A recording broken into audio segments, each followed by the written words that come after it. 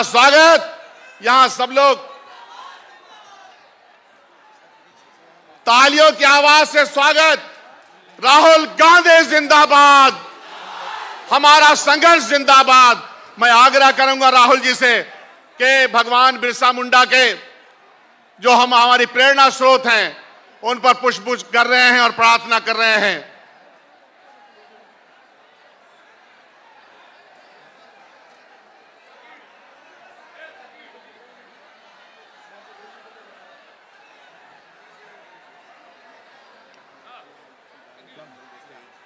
हम सबसे कहेंगे, आग्रह करेंगे,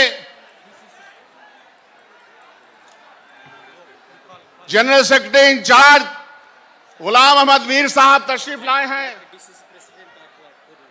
जी। क्या करना है? इनवाइट कीजिए, वेलकम कीजिए। हाँ, वेलकम करो।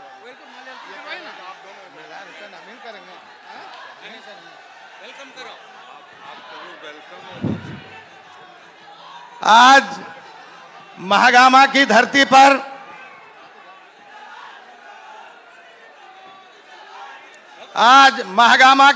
पर हमारे राष्ट्रीय नेता और इस देश के भावी प्रधानमंत्री हमारे राहुल गांधी जी मंच पे उपस्थित हैं।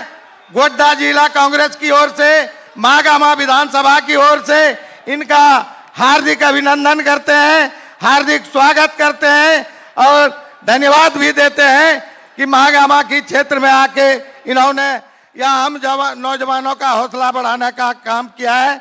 मैं यहाँ के प्रभारी मीर साहब का हार्दिक अभिनंदन करते हैं, सह प्रभारी जी का हार्दिक अभिनंदन करते हैं।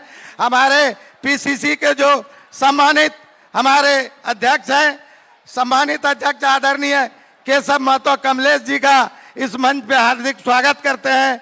हम स्वागत करते हैं शकील साहब का। पीसीसी प्रेसिडेंट का मंत्र करो बोलने के लिए, पीसीसी प्रेसिडेंट कमलेश जी का बोलने के लिए मैं सभी सम्मानित मंच का हार्दिक स्वागत करता हूं, हार्दिक अभिनंदन करता हूं और मैं आमंत्रित करता हूं हमारे परम आदरणीय प्रदेश अध्यक्ष आदरणीय केशव महतो कमलेश जी का जो मंच पे आवे और उनका हम मंच पे स्वागत करते हैं।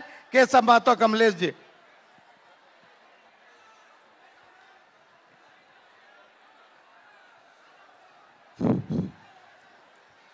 महागमा की इस चुनावी विशाल सभा में उपस्थित हमारे देश के जननायक, देश के करोड़ों लोगों की आशा और आकांक्षाओं के प्रतीक हमारे न्याय योद्धा माननीय श्री राहुल गांधी जी, हम सबों के मार्गदर्शक,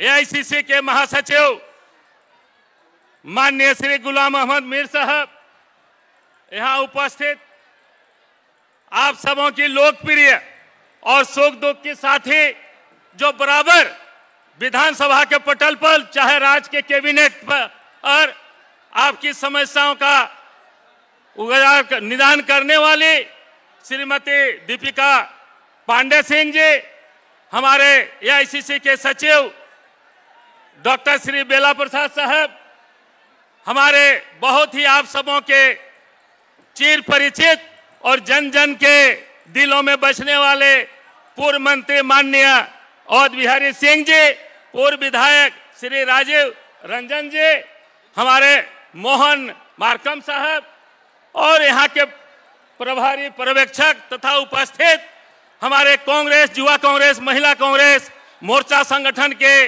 और विभिन्न क्षेत्रों से आए हुए हमारे सम्मानित कांग्रेस जन, आज इस महागमा की धरती पर मैं हमारे जननायक माननीय श्री राहुल गांधी जी का जो आज का दिन, आज की तिथि, खास करके नवंबर का महीना, कल हमारे आधुनिक भारत के निर्माता पंडित जवाहरलाल नेहरू का जन्म दिवस था। आज हमारे धरती आबा बिरसा मुंडा का जन्म दिवस है और आज हमारा राज्य का स्थापना दिवस है। ऐसे अवसर पर मैं आप सबों का बहुत बहुत आभार करता हूं, धन्यवाद देता हूं आप सभी उनके भाषणों को सुनने के लिए सबका स्वागत करते हुए अपनी वाणी को विराम देता हूं। जय हिंद, जय कांग्रेस।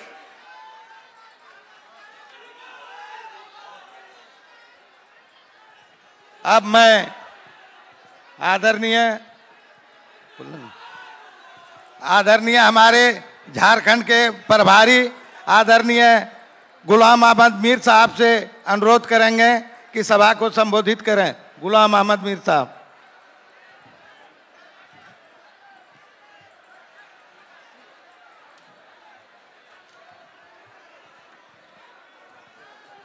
शोर काफी आ रहा है वहां से। हाँ, देखो मीडिया वालों के पीछे हैं, वो थोड़ा खड़े हैं, वो देखेंगे।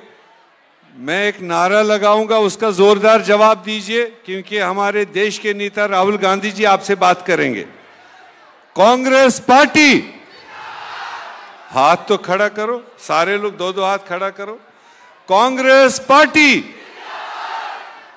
वो बैठे हुए मौलाना साहब ने नहीं अभी हाथ खड़े किए, खड़ा होके हाथ खड़ा करके जवाब दो। कांग्रेस पार्टी। राहुल गांधी, राहुल गांधी। शुक्रिया। हमारे देश के नेता, लीडर ऑफ अपोजिशन माननीय राहुल गांधी जी, और यहां डाइस पर हमारे प्रदेश president Keshav Mathur Kamlesh ji, all India secretary doctor सेरीवाला जी, जिला प्रेसिडेंट यादव जी, और यहाँ पर मंच पर ये हमारे सारे नेता आरजेडी, जेएमएम, कांग्रेस, और खासकर हमारी यहाँ की प्रत्याशी जो गठबंधन की तरफ से है दीपिका पांडे सिंह जी, और आप सारे माघामा के तमाम एरिया से आए हुए भाइयों और बहनों। आज चुनावी सभा है, हम सब ने माननीय राहुल गांधी जी की बात सुनने के लिए हम सब जमा हुए हैं। मैं खाली अपील करूंगा कि 20 तारीख को दूसरे चरण का चुनाव होना है, जिसमें आपने अपने वोट डालकर अपनी नुमाइंदे दीपिका पांडे जी को भारी बहुमत से कामयाब बनाना है।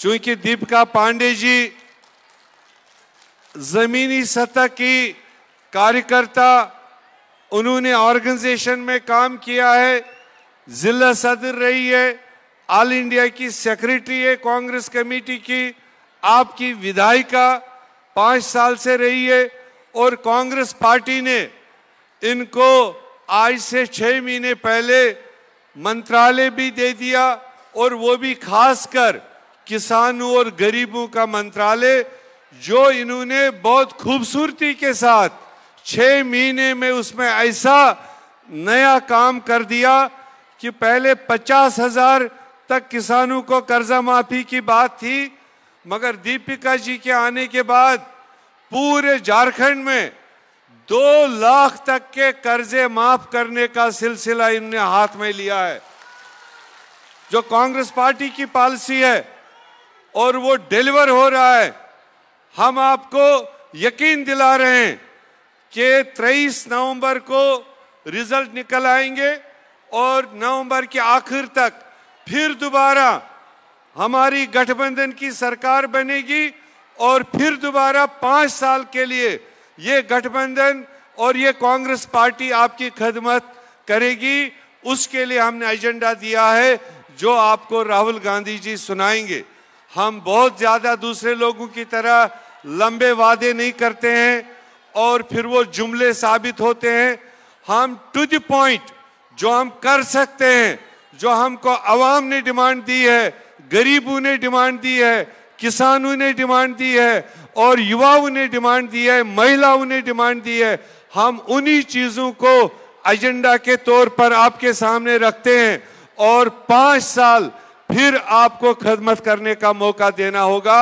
और मैं फिर एक बार अपील करूंगा, जो दीपिका पांडे जी को सबसे ज्यादा वोटों से झारखंड में जिताने के लिए आए हैं, वो 2-2 हाथ जरा खड़ा करें। जो दीपिका जी को वोट डालने के लिए आए हैं। हम इतनी सी बात को लेकर आपका बहुत बहुत धन्यवाद करेंगे और हम अपने माननीय नेता, देश के नेता, गरीबों के नेता, युवाओं के नेता, पसमानदों के नेता माननीय राहुल गांधी जी को दावत देंगे कि वो आपसे सीधे मुखातिब हो, जोरदार तालियों के साथ।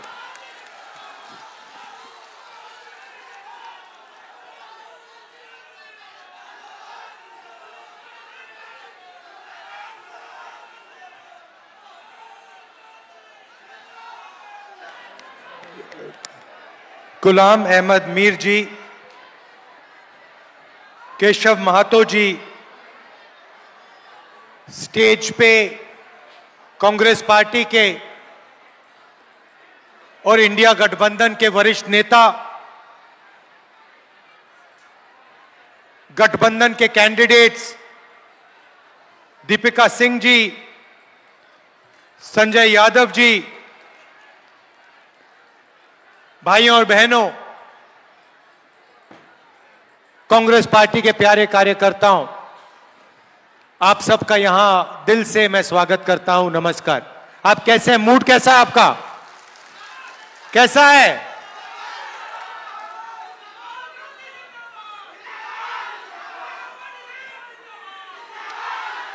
हमारे सामने चुनाव है और चुनाव में राजनीतिक लड़ाई है, मगर राजनीतिक लड़ाई के पीछे विचारधारा की लड़ाई। कांग्रेस पार्टी और इंडिया गठबंधन, ये जो अंबेडकर जी का संविधान है, इसको आप अच्छी तरह देखिए। ये जो संविधान है, इसकी रक्षा करने का काम कर रही है, इसको बचाने का काम कर रही है। बीजेपी और आरएसएस संविधान को, अंबेडकर जी के संविधान को, गांधी जी के संविधान को खत्म करने की कोशिश कर रही है, कूड़ेदान में फेंकने की कोशिश कर रही है। यह है लड़ाई। यह संविधान बहुत पुरानी किताब है। इसमें जो सोच है, ये नई सोच नहीं है, ये हजारों साल पुरानी सोच इसके अंदर है। इसमें अंबेडकर जी की सोच है, गांधी जी की सोच है, बिरसा मुंडा जी की सोच है, फूले जी की सोच है, गुरु नानक जी की सोच है, नारायण गुरु, बसवना, जो भी हिंदुस्तान के महापुरुष रहे हैं, उनकी सोच इस किताब में है। एक प्रकार से यह हिंदुस्तान की जनता की आत्मा है। और अगर आज इस देश में गरीबों को अधिकार है, जो आप वोट डालने जाओगे वो आपका अधिकार है, जमीन का अधिकार है, जल का, जंगल का अधिकार है, अगर वो मिला है तो वो ये इस किताब ने दिया है। इसके कारण आप लोगों को, हम सबको मिला। इस किताब से पहले जो भी राजा महाराजा करना चाहते थे वो करते थे, कोई उनसे पूछ नहीं सकता था, जो मन करता था वो कर जाते थे। इसके बाद कॉन्स्टिट्यूशन, संविधान के बाद हिंदुस्तान के हर नागरिक को एक वोट मिला है। इस संविधान में समानता के बारे में लिखा है, भाईचारे के बारे में लिखा है, इज्जत के बारे में लिखा है। नरेंद्र मोदी जी कहते हैं कि राहुल गांधी लाल किताब दिखा रहा है। नरेंद्र मोदी जी, इसका रंग जरूरी नहीं है, जो इसके अंदर लिखा है, जो आपने पूरी जिंदगी भर नहीं पढ़ा है, वो जरूरी है। क्योंकि अगर आप इस किताब को खोल देते और इसको पढ़ लेते तो जो आप करते हो, जो नफरत फैलाते हो, एक धर्म को दूसरे धर्म से लड़ाते हो, अरबपतियों का लाखों करोड़ रुपए कर्जा माफ करते हो, देश में नफरत हिंसा फैलाते हो, वो आप नहीं करते। आप हिंसा नफरत इसीलिए फैलाते हो क्योंकि आप संविधान के नहीं हो। संविधान में कहीं नहीं लिखा कि हिंदुस्तान के एक नागरिक को दूसरे नागरिक से लड़ाई करनी चाहिए, एक नागरिक को दूसरे नागरिक की हिंसा करनी चाहिए। कहीं नहीं लिखा कि धर्मों को लड़ाना चाहिए, जातों को लड़ाना चाहिए, प्रदेशों को, भाषाओं को लड़ाना चाहिए। और यह काम बीजेपी और आरएसएस के लोग 24 घंटा करते हैं, बंद कमरों में करते हैं। यह देखिए, यह किताब खाली नहीं है, देख लीजिए। इस किताब में हिंदुस्तान की हिस्ट्री है, हिंदुस्तान का इतिहास है, भारत की आत्मा है, किसानों के सपने हैं, मजदूरों के सपने हैं, दलितों की रिस्पेक्ट है, पिछड़ों की भागीदारी है, सब कुछ इस किताब में है। और नरेंद्र मोदी और आरएसएस के लोग इस किताब को मिटाना चाहते हैं। मैं आपसे यहां बोलने आया हूं कि दुनिया, मोदी जी छोड़ो, दुनिया की कोई ताकत इस किताब को नहीं मिटा सकती, क्योंकि यह हिंदुस्तान की आत्मा है।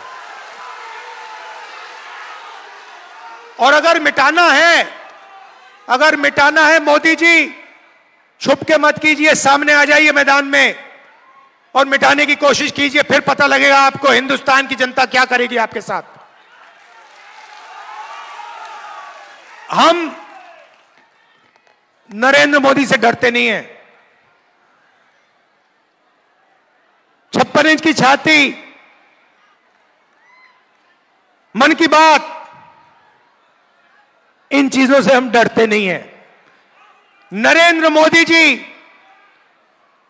अरबपतियों की कठपुतली है। जो अरबपति कहते हैं वो नरेंद्र मोदी करते हैं। अरबपति आपकी जमीन चाहते हैं, अरबपति आपका जल चाहते हैं, आपका जंगल चाहते हैं। नरेंद्र मोदी आपको मन की बात सुनाएंगे, फिर अंबानी जी की शादी में चले जाएंगे।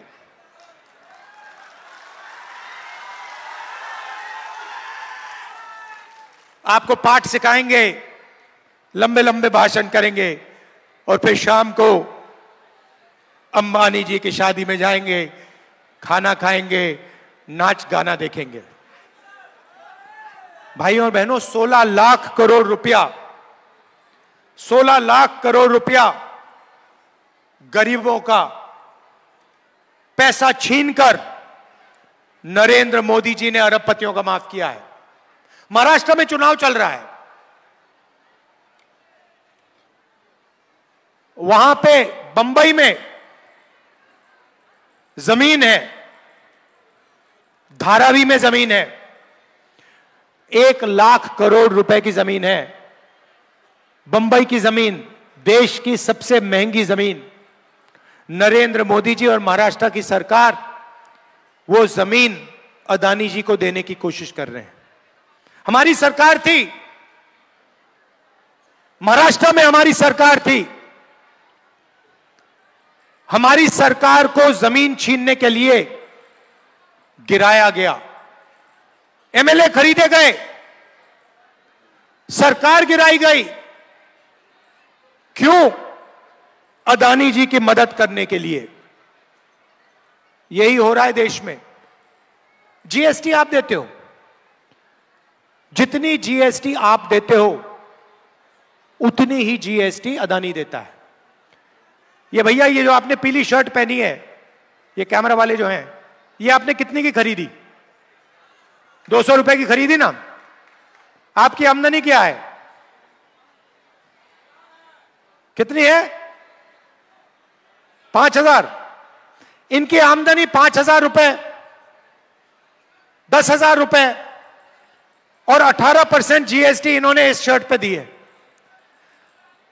अदानी की आमदनी लाखों करोड़ रुपए, अगर वही यही पीली शर्ट खरीदेगा तो वो भी 15% जीएसटी देगा। मतलब जितनी आप देते हो उतनी वो देता है। शर्ट आप खरीदोगे, पैंट आप खरीदोगे, जितनी जीएसटी आपके जेब से निकलेगी उतनी उससे निकलेगी। पेट्रोल, ढाबे में खाना खाओगे, जितनी जीएसटी आप दोगे उतनी वो। अब जीएसटी का क्या होता है? जीएसटी इकट्ठा होती है और दिल्ली की सरकार को जाती है और बजट में पैसा बंटता है। आपने देखा होगा हर साल फाइनेंस मिनिस्टर ब्रीफकेस लिए निकलती हैं, देखा आपने? निकलती हैं और फिर बजट पेश करती हैं पार्लियामेंट हाउस में। यह आपका पैसा है, अदानी का नहीं है। आप कौन हो? सवाल यह है, आप कौन हो? मैं बताता हूं। 15% आप दलित हो, 8% आप आदिवासी हो, कम से कम 50% आप पिछड़े वर्ग के हो, 15% आप अल्पसंख्यक हो। सब जोड़ लो 90% बन जाता है। तो मैंने पता लगाया ये जो पैसा बजट में बंटता है ये बांटते कौन है? मैंने लिस्ट निकाली भाइयों और बहनों, 90 अफसर आपकी सारी की सारी जीएसटी बांटते हैं। वो निर्णय लेते हैं बजट में पैसा कहां जाएगा, झारखंड में कितना आएगा, रेलवे में कितना जाएगा, स्वास्थ्य में कितना जाएगा, शिक्षा में कितना जाएगा, सड़कों में कितना जाएगा। सारे के सारे निर्णय वो लेते हैं। आदिवासी दलितों को कितना मिलेगा, सारे निर्णय 90 लोग लेते हैं। भाइयों और बहनों, 90 लोगों में से एक आदिवासी है। आपकी आबादी 8%, आपकी भागीदारी 100 रुपए में से 10 पैसे। मतलब आदिवासी अफसर, अगर बजट में 100 रुपए खर्च होता है, आदिवासी अफसर 10 पैसे का निर्णय लेता है। आबादी 8%, भागीदारी 100 रुपए में से 10 पैसे आदिवासियों की। चलिए दलितों की बात करते हैं। 15% आपकी आबादी हिंदुस्तान में, आपके 90 में से 3 अफसर हैं और उनकी भागीदारी, अगर हिंदुस्तान के बजट में 100 रुपए खर्च होते हैं तो दलित अफसर 1 रुपया का निर्णय लेते हैं। आपकी आबादी 15%, आपकी हिस्सेदारी 100 रुपए में से 1 रुपया। और पिछड़ों की बात करें तो कम से कम आपकी आबादी 50% है। 55 भी हो सकती है, 60 भी हो सकती है, मगर कम से कम 50 है। कोई जानता नहीं है क्योंकि जाति जनगणना नहीं हुआ आज तक। और आप 90 में से 3, 90 में से 3 अफसर पिछड़े वर्ग के हैं, उनको पीछे बैठा रखा है। छोटे छोटे डिपार्टमेंट दे रखे हैं, कह रखा है भैया तुम लोग पीछे बैठो, तुम्हारी 50% आबादी है मगर तुम लोग पीछे बैठोगे।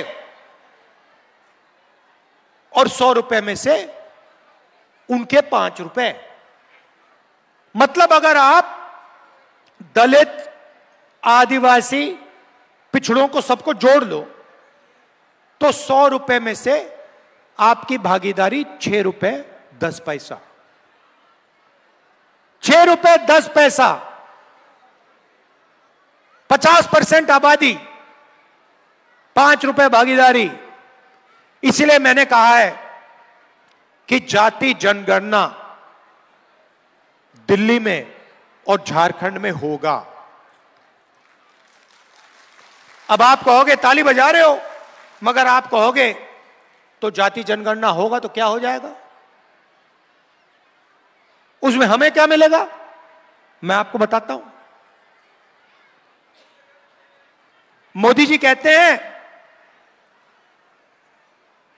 मैं पिछड़े वर्ग की इज्जत करता हूं, और फिर भूखा मार देते हैं। कहते हैं मैं पिछड़े वर्ग की इज्जत करता हूं और 16 लाख करोड़ रुपए अरबपतियों को दे देते हैं। किसानों का कितना कर्जा माफ किया मोदी जी ने? 1 रुपया नहीं माफ किया। वो कहते हैं, साफ कहते हैं, मैं किसानों का कर्जा माफ नहीं करूंगा। किसान कौन है? किसान पिछड़े वर्ग के लोग हैं, दलित है, आदिवासी हैं। तो जाति जनगणना से दूध का दूध पानी का पानी हो जाएगा। सबसे पहले जाति जनगणना में हम यह पता लगाएंगे इस देश में पिछड़े वर्ग के कितने लोग हैं, दलित कितने हैं, आदिवासी कितने हैं। उसके बाद हम हिंदुस्तान की सब संस्थाओं को देखेंगे और पता लगाएंगे कि ब्यूरोक्रेसी में कितने पिछड़े वर्ग के, कितने दलित, कितने आदिवासी, शिक्षा के सिस्टम में कितने आदिवासी, कितने दलित, कितने पिछड़े वर्ग के, पब्लिक सेक्टर में बड़ी बड़ी कंपनियों में कितने पिछड़े वर्ग के, कितने दलित, कितने आदिवासी। और हम यह पता लगाएंगे कि इस देश का जो धन है उसमें कितना धन दलितों के हाथ में है, कितना आदिवासियों के हाथ में है, कितना पिछड़ों के हाथ में है, कितना माइनॉरिटीज के हाथ में है और कितना गरीब जनरल कास्ट के हाथ में है। उस दिन के बाद एक नई राजनीति शुरू होगी, क्योंकि आपको देश की सच्चाई आपके सामने दिखाई दे जाएगी। आज अगर मैं आपसे पूछूं कि भैया हिंदुस्तान की सबसे बड़ी कंपनियों में दलित कितने, आपका क्या जवाब है? एक भी नहीं।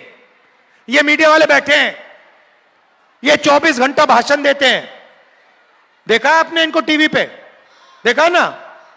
ये कभी किसान की बात करते हैं, मजदूर की बात करते हैं, बेरोजगारी की बात करते हैं? आपके नहीं है ये लोग, ये आपके नहीं है, अदानी के हैं, ये अंबानी के, अरबपतियों के हैं। ये देखो, जनता जानती है।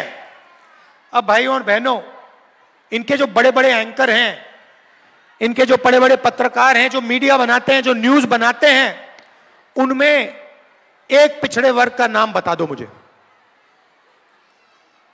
एक दलित का, एक आदिवासी का नाम बता दो मुझे। आपको एक नहीं मिलेगा। ये आपको किसान की बात नहीं बताएंगे, मजदूर की बात नहीं बताएंगे, मगर 24 घंटा अंबानी जी की शादी और उसमें जो डांस गाना हो रहा है उसको दिखाएंगे आपको। कहेंगे, बताएंगे आपको, बताएंगे देखो देखो नरेंद्र मोदी जी ने आपका कितना पैसा अंबानी को दिया है, देखो देखो 8 करोड़ रुपए की घड़ी पहना है, देखो भैया 10 करोड़ की गाड़ी चल रही है। आपको इससे क्या लेना देना? इससे आपको रोजगार मिल रहा है क्या? इससे महंगाई कम हो रही है क्या? उसके बारे में आपको कभी नहीं बताएंगे, क्योंकि आपका है ही नहीं, उनका है। गोदी मीडिया, जाति जनगणना के बाद आप टीवी देखोगे, उधर आपको दिखेंगे एंकर, दिखेंगे दलित एंकर दिखेगा, आदिवासी एंकर दिखेगा, पिछड़े वर्ग का एंकर दिखेगा। क्रांतिकारी निर्णय है ये जाति जनगणना का, देश का चेहरा बदल जाएगा। जो दलितों की, आदिवासियों की, पिछड़े वर्ग की, गरीब जनरल कास्ट की असली शक्ति है वो सामने आएगी, सच्चाई सामने आएगी। इसलिए मैंने मोदी जी के सामने कह दिया, आपको करना है आपको करना है, नहीं करना मैं नहीं जानता, मुझे कोई फर्क नहीं पड़ता, मगर लोकसभा में कांग्रेस पार्टी की सरकार जाति जनगणना देश को करके दिखाएगी। और ये जो 50% की रिजर्वेशन की दीवार बना रखी है, इसको हम तोड़ के दिखाएंगे। झारखंड में हमने निर्णय ले लिया है, झारखंड में बीजेपी ने पिछड़े वर्ग का रिजर्वेशन 27% से 14% कर दिया था। मोदी जी भाषण देते हैं मैं पिछड़े वर्ग का हूं, और फिर आपकी रिजर्वेशन को 27% से 14% कर दिया। आपकी जमीन छीन ली, नोटबंदी करके जीएसटी देके आपको बेरोजगार बना दिया। झारखंड में हमने निर्णय लिया है एसटी का रिजर्वेशन 26% से 28% जाएगा, एससी का रिजर्वेशन 10% से 12% जाएगा और पिछड़ों का रिजर्वेशन 14% से 27% जाएगा। मोदी जी, आपको जो करना है कर दो। ये जो 50% की दीवार है इसको हम झारखंड में तोड़ेंगे और फिर जाके दिल्ली में तोड़ेंगे।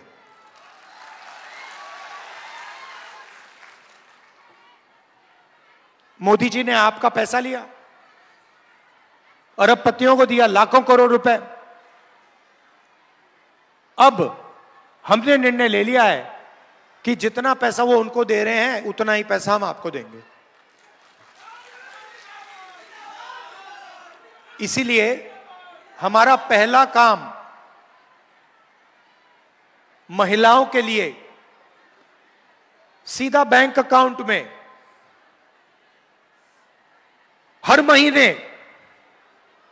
खटाखट खटाखट खटाखट खटाखट अंदर 2,500 रुपए महीने के, हर महीने की पहली तारीख हमारी जो बहनें हैं वो जगेंगी, बैंक अकाउंट खोलेंगी और सरकार ने उस बैंक अकाउंट में 2,500 रुपए डाल दिए होंगे। गैस सिलेंडर 450 रुपए का होगा और 7 किलो राशन हर गरीब व्यक्ति को हर महीने मिलेगा।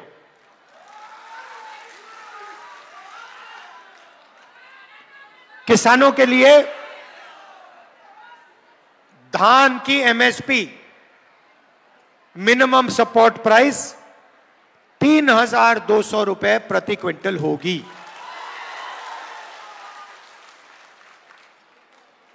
आज 2,400 रुपए है, चुनाव के एकदम बाद 3,200 रुपए प्रति क्विंटल आपको धान के लिए मिलेगा। गरीब लोग बीमार होते हैं, इलाज करने के लिए प्राइवेट अस्पताल में जाना पड़ता है। दिल का दौरा होता है, स्टेंट लगानी होती है, वैल्व बदलना होता है, लाखों रुपए किसान की जेब से निकलते हैं, मजदूर की जेब से निकलते हैं, कर्ज में डूब जाते हो। इसीलिए हम आपके लिए एक नई योजना ला रहे हैं, 15 लाख रुपए तक का स्वास्थ्य बीमा योजना। आप अस्पताल जाओगे, बीमार होगे, माता पिता बीमार होंगे, दिल की बीमारी होगी, कैंसर होगा, आप अस्पताल में जाओगे, एमआरआई करवाओगे, एक्सरे कराओगे, उसके बाद सर्जरी होगी और फिर आपको 1 रुपया नहीं देना पड़ेगा, फ्री में होगा। आप जाओगे, कहोगे भैया ऑपरेशन के लिए कितना पैसा लगा, अस्पताल आपको कहेगा 1 रुपया नहीं लगा, ऑपरेशन का पैसा झारखंड की सरकार ने आपके लिए दे दिया है। आपकी हम रक्षा करना चाहते हैं, आपकी प्रोटेक्शन करना चाहते हैं, जैसे ये संविधान आपकी रक्षा करता है। ये कांग्रेस पार्टी लड़कर हम ये लाए हैं, आपके साथ मिलकर हमने लड़ाई लड़ी और ये लाए, और हम आपकी रक्षा करना चाहते हैं। और हम चाहते हैं कि ये देश सबका हो, सिर्फ अरबपतियों का नहीं, गरीब से गरीब व्यक्ति को भी इस देश में शांति से, प्यार से जीने का मौका मिलना चाहिए। किसान की रिस्पेक्ट होनी चाहिए, उसको सही दाम मिलना चाहिए। नरेंद्र मोदी जी ने बेरोजगारी की लाइन लगा दी। हर प्रदेश में जहां भी आप जाओगे बेरोजगारी, नोटबंदी कर दी, गलत जीएसटी लागू कर दी। जीएसटी से फायदा अरबपतियों को होता है, टैक्स आप भरते हो, पैसा उनकी जेब में जाता है। पेट्रोल आप लेते हो, पैसा उनकी जेब में जाता है। नोटबंदी ने सारे के सारे छोटे बिजनेस वालों को खत्म कर दिया, रास्ता साफ कर दिया अदानी अंबानी के लिए। तो रोजगार उन्होंने खत्म कर दिया। और इसीलिए झारखंड की सरकार अगले 5 साल में 10 लाख युवाओं को रोजगार देने की पूरी कोशिश करेगी। हर डिस्ट्रिक्ट में रोजगार पैदा करने के लिए 500 एकड़ का इंडस्ट्रियल पार्क खोलेगी और डिग्री कॉलेज और प्रोफेशनल कॉलेज हर ब्लॉक में, डिग्री कॉलेज ब्लॉक में और प्रोफेशनल कॉलेज डिस्ट्रिक्ट में युवाओं के लिए हम खोलने का काम करेंगे। अंत में भाइयों और बहनों, संविधान की लड़ाई है। हमने नारा दिया था और आप इस नारे को गहराई से समझ जाओगे। भारत जोड़ो यात्रा में मैंने कहा था 4000 किलोमीटर चले, उस यात्रा में मैंने नारा एक ही दिया। मैंने नहीं दिया, जनता ने दिया। नफरत के बाजार में मोहब्बत की दुकान खोलनी है। हमारी मोहब्बत की दुकान है, उनका नफरत का बाजार है। और नफरत कभी नहीं काट सकती। नफरत को सिर्फ मोहब्बत ही काट सकती है। और हमने दिखाया कि मोहब्बत के साथ हम बीजेपी के धन को, उनकी नफरत को, उनकी हिंसा को काट सकते हैं, खत्म कर सकते हैं। यह मैं आपको कहना चाहता हूं। आप कांग्रेस पार्टी के कार्यकर्ता हो, हमारी रीढ़ की हड्डी हो। आप हर रोज इसको बचाने की कोशिश करते हो, आरएसएस और बीजेपी से लड़ते हो, उनकी विचारधारा से लड़ते हो। इसके लिए मैं आपको दिल से धन्यवाद करना चाहता हूं। और आप यहां आए, एक आखिरी बात याद रखिए, झारखंड में आपने अपना चीफ मिनिस्टर चुना। सोरेन जी आदिवासी वर्ग के हैं, उनको बीजेपी और आरएसएस ने जेल में डाला है। आप सोचिए, जिनको आपने चुना उनको बीजेपी और आरएसएस ने जेल में डाला।